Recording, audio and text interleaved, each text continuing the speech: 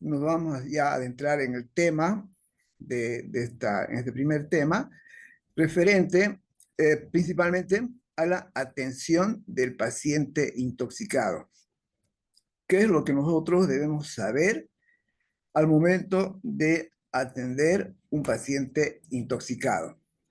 Entonces, el objetivo de esta charla es, como objetivo general, nos hemos planteado aprender a reconocer y aplicar los principios fundamentales de la atención del paciente intoxicado y como objetivos específicos describir cuáles son las prioridades del ABC del tratamiento de las intoxicaciones, identificar los síntomas y signos clínicos que nos puedan orientar hacia determinados síndromes toxicológicos, principalmente cuando se desconoce el agente tóxico, cuáles son los pasos para evaluar el diagnóstico inicial, cuáles son las estrategias de tratamiento y soporte, uso de antídotos que podemos utilizar según el caso, y también es importante la interacción o la coordinación que pueden hacer ustedes con los centros de información toxicológica para un manejo adecuado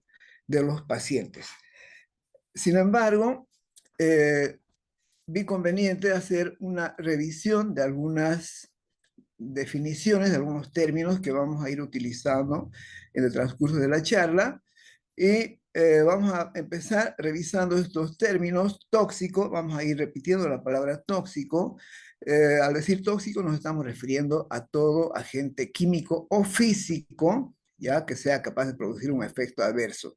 Es decir, todo agente que pueda provocar daño al organismo. En ese sentido, hay agentes exógenos, la mayoría son exógenos, a estos también se los denomina xenobióticos, pero también existen agentes endógenos que pueden provocar efecto tóxico. Para dar ejemplo, simplemente el amonio o algunos errores innatos del metabolismo como la fenilcetonuria, que pueden ejercer efectos tóxicos. Con ese término toxicidad nos estamos refiriendo a la capacidad que tiene este agente tóxico para producir daño en un organismo. Lógicamente, la toxicidad va a ser diferente de un agente tóxico a otro y cuáles son los factores que pueden, digamos, modificar esta toxicidad, factores dependientes del mismo agente tóxico. No vamos a entrar mucho en detalle, como la dosis, la concentración, algunas propiedades físico-químicas, como la solubilidad, la presión de vapor, etcétera, etcétera. También otros factores que pueden modificar la toxicidad, factores individuales. No es lo mismo la exposición de un agente tóxico en un niño que en un adulto, en un paciente con algún problema de salud, o una persona sana, una embarazada, y hay factores genéticos también que pueden modificar la toxicidad y hacer que la respuesta sea diferente de un individuo a otro. Y la intoxicación, que es ese proceso patológico con síntomas y signos clínicos causados como consecuencia de la exposición a un agente tóxico. Esta intoxicación también puede ser intencional, no intencional, ocupacional, etcétera, etcétera. Asimismo, vamos a ir viendo esos dos términos, toxicocinética, que al igual que la farmacocinética, se refiere a los procesos que experimenta el tóxico cuando ingresa a nuestro organismo. Principalmente nos estamos refiriendo a la absorción, a la distribución, al metabolismo, biotransformación y eliminación. Y la toxicodinamia, que es el proceso de interacción de la sustancia tóxica con los órganos blancos, es decir, al mecanismo de toxicidad, al mecanismo de acción. Y aquí un resumen de lo que representa la toxicocinética, dependiendo del sitio de exposición. El ingreso del tóxico puede ocurrir por ingestión, inhalación, por piel. Esto va a depender de muchas propiedades del agente tóxico y de la circunstancia o motivo. Han ocurrido también exposiciones parenterales, principalmente con intoxicaciones intencionales. Entonces, a partir del tubo digestivo, de los alvéolos de la piel, este tóxico va a atravesar estructuras celulares, es decir, va a ocurrir absorción. La absorción es ese proceso de pasaje del tóxico a la circulación sanguínea. Por la circulación sanguínea va a llegar a algún órgano blanco o provocar efecto sistémico. En el órgano blanco va a provocar algún cambio, ya sea funcional o estructural. Eso se va a traducir clínicamente por algunos síntomas, ¿no? Es la fase clínica. Y luego, gran parte de estos tóxicos van a ser biotransformados o metabolizados. Algunos no sufren metabolismo, ¿ya? Y este proceso ocurre principalmente en el hígado, formando metabolitos que posteriormente van a ser eliminados principalmente por la función renal, pero también hay algunos metabolitos que pueden eliminarse por la sudoración, la leche materna, pueden concentrarse en los cabellos, etcétera, etcétera. Y la toxicodinamia, es decir, los mecanismos básicos de toxicidad, lo que hacen los tóxicos o es alterando la función celular, por ejemplo, alterando muchas enzimas, inhibiendo la actividad enzimática, saturando enzimas o induciendo mayor actividad enzimática, por ejemplo, bloqueando canales de sodio, etcétera, etcétera, alterando la función celular. Otros tóxicos van a actuar alterando la estructura celular, por ejemplo, de lesión celular directa por acción de cáusticos, oxidantes, etcétera, etcétera. Bien, hechas esas consideraciones, ya vamos a entrar ya al tema en sí. ¿Qué hacemos? ¿Cómo nosotros vamos a enfrentar al paciente intoxicado? Entonces, cuando el paciente llega a nuestro consultorio, muchos de ellos van a traer consigo o van a mencionar el nombre del agente tóxico, digamos paracetamol, y a veces traen incluso la dosis, 20 tabletas, o traen el envase, la etiqueta, donde está registrado el principio activo, ahí el diagnóstico está hecho. Pero hay otros pacientes en quienes se sospecha una intoxicación, pero se desconoce el agente tóxico. Un paciente, por ejemplo, encontrado inconsciente en el piso de su habitación o en vía pública o en otro ambiente. Se sospecha una intoxicación, pero se desconoce el tóxico. Aquí va a ser útil el agrupar todos los hallazgos de la anamnesis y el examen físico y poder estructurar síndromes toxicológicos que nos puedan orientar hacia un determinado agente tóxico o grupo de agentes. Y por otro lado, también van a llegar pacientes, van a haber consultas, principalmente de médicos, de pacientes que sospechan que es una intoxicación, pero se trata de otro problema clínico. Por ejemplo, alguna vez nos han llamado por un paciente con contracturas musculares sospechando exposición a estrijnina y se trataba de un problema de tétanos. Eh, entonces, nosotros también tenemos que estar capacitados para hacer diagnóstico diferencial. Entonces, aquí les traje este caso para plantearles, ¿ya? Y ustedes dirán, ¿qué se debe hacer? Es una paciente que llega desde 17 años, sexo femenino, y los familiares refieren que la encontraron una hora antes de la consulta, inconsciente en el piso de su habitación, vomitó en varias oportunidades, tuvo relajación de esfínteres, está con un puntaje de Glasgow de 13, tiene abundante cialorrea, está diaforética, pupilas mióticas, isocóricas, a la ocultación pulmonar tiene abundantes estertores, está con fasciculaciones musculares y está bradicárdica hipotensa. Aquí hay un síndrome que está prácticamente gritando, ¿no? Pero nosotros, con este caso, ¿qué vamos a hacer? Vamos a mandar a los familiares a buscar el tóxico, le vamos a hacer lavado gástrico, ¿qué vamos a hacer? Entonces, vamos a ver qué es lo que nosotros debemos hacer. ¿Cuál es el abordaje inicial? No se olviden que muchos compuestos tóxicos pueden generar contaminación secundaria, es decir, por ejemplo, pacientes que han sufrido contacto con algún compuesto organofosforado, digamos, o ha habido ingestión de algún fumigante como el fosfuro de aluminio, que son sustancias que pueden provocar contaminación secundaria, es decir, que nosotros al manejar al paciente podamos digamos, contaminarnos. Entonces, en este caso son importantes las medidas de bioseguridad que adopte el personal de salud para evitar contaminación secundaria, usar guantes, máscara, delantal, etcétera, etcétera.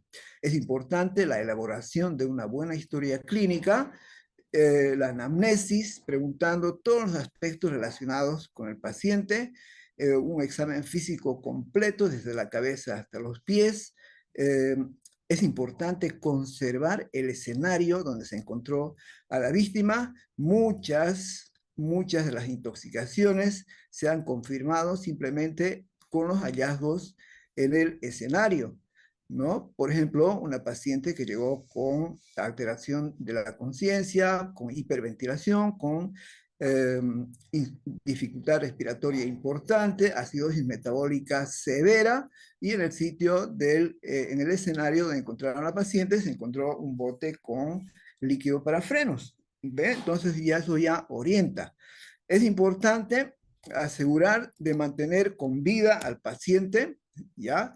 Tratar primero al paciente y no al tóxico. Ya después nosotros haremos el tratamiento de la intoxicación. Y otro detalle importante, todos los pacientes deben ser tratados como si tuvieran una intoxicación que ponga en riesgo la vida. No se debe minimizar por más leve que sea el asunto. En la anamnesis es importante el paciente y su entorno, la ocupación, ¿ya? La ocupación, por ejemplo, un paciente que ha sido encontrado en medio de su cultivo inconsciente y, bueno, ahí lo más probable es que haya estado expuesto a algún tipo de plaguicida. Es importante conocer las enfermedades preexistentes del paciente, los antecedentes patológicos, la medicación que recibe. Puede ser un paciente con algún problema psiquiátrico que reciba antipsicóticos, antidepresivos, etcétera, etcétera. Eh, la historia de alergias, antecedentes de intoxicaciones anteriores. Ha habido pacientes que han llegado por segunda, tercera vez con el mismo problema de intoxicación intencional. Siempre se debe indagar historia de consumo de sustancias psicoactivas. En nuestro medio es frecuente alcohol, cocaína, marihuana, por ejemplo. Y en los pacientes con mordedura, picadura de animales venenosos, el estado de vacunación para definir si va a recibir o no un refuerzo de vacuna antitetánica, por ejemplo. Es importante indagar sobre el agente tóxico, tratar de determinar el nombre, la forma de presentación, el estado físico. Es importante la vía de exposición, vía oral, piel, inhalación, estimar la dosis, esto es muy importante. Y aquí, por ejemplo, muchos pacientes han llegado, dicen que ha ingerido medio vaso, un sorbo, 2 sorbos. Nosotros debemos saber cuánto representa ese volumen. El tiempo transcurrido, este es un dato muy importante, ya que de esto va a depender muchos procedimientos de descontaminación, por ejemplo, el motivo o las circunstancias, si la exposición ha sido intencional, accidental, ocupacional, qué tratamiento ha recibido. Muchas veces ya les provocaron el vómito o le dieron leche, le dieron aceite. Es muy importante conocer todos estos datos. Y el examen físico, debemos hacer una evaluación del estado general del paciente. Es importante el estado mental, y aquí tiene utilidad la escala de coma de Glasgow. Siempre debemos buscar signos meningios, rigidez de nuca, signos de Kerning, Brusinski, etcétera, etcétera. Buscar signos de trauma, sobre todo si han sido encontrados inconscientes en vía pública. Los olores, pueden orientarnos algunos olores, y es más, hubo algunos casos donde el olor nos orientó mucho hacia determinado agente tóxico. Los signos vitales, la presión arterial, frecuencia cardíaca, respiratoria, temperatura, y actualmente en la mayoría de los consultorios ya se cuenta con un oxímetro de pulso y un glucómetro para medir glicemia capilar, de tal modo que tanto la saturación y la glicemia forman parte de los signos vitales. Es importante la inspección, la auscultación, el aparato respiratorio, cardiovascular, examen del abdomen, genitourinario, extremidades. El examen de la piel, muy importante, ver si hay cianosis, está rosada, hay quemaduras, ¿no? Orienta mucho la presencia de quemaduras. El examen de las pupilas, un detalle muy, muy importante, ver si están mióticas, midriáticas, si están isocóricas o anisocóricas, ver el reflejo fotomotor. La presencia de nistagmus puede orientar hacia determinado agente tóxico. Y ese cuadrito, que lo hemos sacado del libro de Wolfram, muy útil para ver los signos vitales según la edad en los niños y en los adultos. Esto nos orienta para definir si hay hipotensión, bradicardia, taquicardia, bradipnea, taquipnea, etcétera, etcétera. Entonces habíamos dicho que nosotros, agarrando todos los síntomas y signos que hemos evidenciado en la anamnesis y el examen físico, podemos estructurar síndromes que nos pueden orientar hacia un determinado agente tóxico. No vamos a entrar en detalle en este aspecto porque es motivo de otra presentación. Es importante el examen de la vía aérea, mantener despejada la vía aérea, posicionar al paciente, los pacientes en coma, donde la lengua puede, por la lengua flácida, puede obstruir la vía aérea y simplemente con esta maniobra de elevar el mentón hacia adelante y arriba, podemos mantener abierta la vía aérea de tal modo que el paciente pueda respirar, aspirar secreciones, verificar la presencia de los reflejos de la vía aérea y para considerar intubación traqueal en caso de ausencia de reflejos y falta de manejo de las secreciones. El factor más común, digamos, que contribuye a las complicaciones es la pérdida de los reflejos que protegen la vía aérea. Con la consiguiente obstrucción que puede ser causada por la lengua flácida, la probabilidad de broncoaspiración y la probabilidad de paro respiratorio. Evaluar la respiración o ventilación, la frecuencia respiratoria, la saturación de oxígeno. En algunos consultorios cuentan con cooximetría para medir el monóxido de carbono, ver el patrón respiratorio del paciente, si está hipoventilando o hiperventilando. La hipoventilación frecuentemente por agentes depresores, como alcohol, hipnóticos sedantes, opioides, etcétera, etcétera. Y este problema lo que va a llevar es a hipoxia. El otro hallazgo que puede ocurrir, pacientes con hiperventilación, frecuentemente traduciendo una acidosis metabólica. Por ejemplo, salicilatos o alcoholes tóxicos, etcétera, etcétera. Apoyar la ventilación según la necesidad, con el aporte de oxígeno suplementario, que puede ser por cánula nasal, bolsa y máscara. Se deben tomar muestras para gases sanguíneos arteriales, radiografía de tórax o tomografía de tórax.